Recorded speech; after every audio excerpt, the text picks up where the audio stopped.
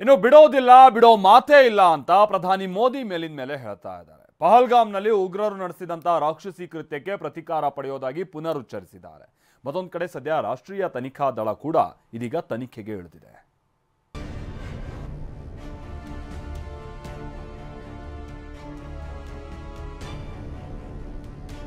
ಪಹಲ್ಗಾಮ್ ದಾಳಿಯ ತನಿಖೆಗೆ ಇಳಿದ ಎನ್ಐಎ ಕೇವಲ 35 ನಿಮಿಷದಲ್ಲಿ ಬೈಸರನ್ಗೆ ಉಗ್ರರ ಎಂಟ್ರಿ.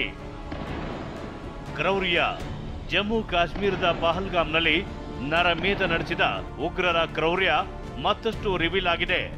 ಎನ್ಐಎ ತನಿಖೆ ವೇಳೆ ಸ್ಫೋಟಕ ವಿಚಾರಗಳು ಪತ್ತೆಯಾಗಿದೆ. ಜಿಪ್ಲೈನ್ ಮೂಲಕ ಬೈಸರನ್ ವ್ಯಾಲಿಗೆ ರಕ್ತ ಪಿಪಾಸುಗಳು ಎಂಟ್ರಿ ಕೊಟ್ಟಿದ್ದಾರೆ. ಅಂಗಡಿಯಲ್ಲಿ ಇಬ್ಬರು ನರಹಂತಕರು ಅಡಗಿ ಕೂತಿದ್ದ ಮಾಹಿತಿ ಎನ್ಐಎಗೆ ಲಭ್ಯವಾಗಿದೆ.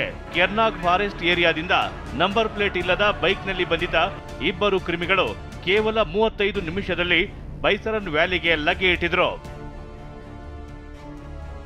AK-47 M4 ರೈಫಲ್ನಿಂದ ಗುಂಡಿನ ಸುರಿಮಳೆ. ಬೈಸರನ್ ವ್ಯಾಲಿಗೆ ಎಂಟ್ರಿ ಕೊಟ್ಟಿದ್ದ ರಕ್ತ ರಾಕ್ಷಸರು AK-47 ಮತ್ತು M4 ರೈಫಲ್ನಿಂದ ಏಕಾಏಕಿ ಗುಂಡಿನ ಸುರಿಮಳೆಗೈದಿದ್ರು. 3 ವಿದೇಶಿ ಭಯೋತ್ಪಾದಕರು ಮತ್ತು ಸ್ಥಳೀಯ ರಕ್ತ ರಾಕ್ಷಸರು ಸೇರಿ ಕೃತ್ಯ ಎಸಗಿದ್ರು. ಪ್ರವಾಸಿಗರ ಸ್ವರ್ಗದಲ್ಲೇ ನರಕ ದರ್ಶನ ಮಾಡಿಸಿದ್ದ ಕ್ರಿಮಿಗಳು ಪ್ರವಾಸಿಗರ ಹತ್ಯೆ ಬಳಿಕ ಮೊಬೈಲ್ ಫೋನ್ ಕಳ್ಳತನ ಮಾಡಿದ್ದಾರೆ. ಪಾಪಿಗಳು ಇಬ್ಬರ ಮೊಬೈಲ್ ಫೋನ್ ಕದ್ದೊಯ್ದಿದ್ದಾರೆ.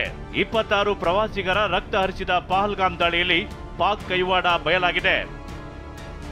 ಬೈಸರನ್ ವ್ಯಾಲಿಯಲ್ಲಿ ರಕ್ತ ಹರಿಸಿದ ಎಲ್ಲಾ ಉಗ್ರರು ಪ್ರವಾಸಿಗರನ್ನ ಕೂಡ ಪಾಶ್ಟೋ ಭಾಷೆಯಲ್ಲಿ ಮಾತನಾಡಿಸಿದ್ರು. ಪಾಕಿಸ್ತಾನ, ಅಫ್ಘಾನಿಸ್ತಾನದಲ್ಲಿ ಪಾಶ್ಟೋ ಭಾಷೆ ಬಳಸಲಾಗುತ್ತೆ. ಭಯೋತ್ಪಾದಕರ ಡಿಜಿಟಲ್ ಹೆಜ್ಜೆ ಗುರುತು ಕರಾಚಿ ಮತ್ತು ಪಿಒಕೆಯಲ್ಲಿ ಪತ್ತೆಯಾಗಿದೆ. ಗುಪ್ತಚರ ಇಲಾಖೆ ಉಗ್ರರ ಹೆಜ್ಜೆ ಗುರುತು ಪತ್ತೆ ಹಚ್ಚಿದೆ. ಉಗ್ರರ ದಾಳಿ ಬಳಿಕ ನಮ್ಮ ರಕ್ತ ಕುದಿಯುತ್ತಿದೆ. ದಾಳಿಕೋರರಿಗೆ ತಕ್ಕ ಉತ್ತರ ಕೊಡ್ತೇವೆಂದು ಗುಡುಗಿದ ಮೋದಿ. ಕಾಶ್ಮೀರದಲ್ಲಿ ರಕ್ತಕಾಂಡದ ಬಗ್ಗೆ ಮನ್ ಕಿ ಬಾತ್ನಲ್ಲೂ ಪ್ರಧಾನಿ ನರೇಂದ್ರ ಮೋದಿ ಪ್ರಸ್ತಾಪಿಸಿದ್ದಾರೆ. ಉಗ್ರರ ದಾಳಿ ಬಳಿಕ ಭಾರತೀಯರ ರಕ್ತ ಕುದಿಯುತ್ತಿದೆ. ದಾಳಿಕೋರರಿಗೆ ನಾವು ತಕ್ಕ ಉತ್ತರ ಕೊಡುತ್ತೇವೆ, ಸಂತ್ರಸ್ತರಿಗೆ ನಾವು ನ್ಯಾಯ ಕೊಡ್ತೇವೆಂದು ಗುಡುಗಿದ್ದಾರೆ. भारतीय का खून आतंकी हमले की तस्वीरों को देखकर खौल रहा है.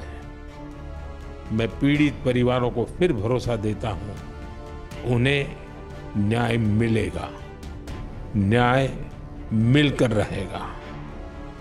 इस हमले के दोषियों और साजिश रचने वालों को कठोरतम जवाब दिया.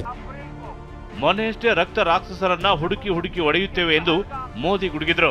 ಇದರ ಬೆನ್ನಲ್ಲೇ 11 ಉಗ್ರರ ಮನೆಗಳನ್ನ ಸೇನೆ ಉಡೀಸು ಮಾಡಿದೆ.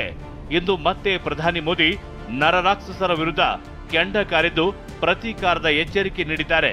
Bureau report, TV9.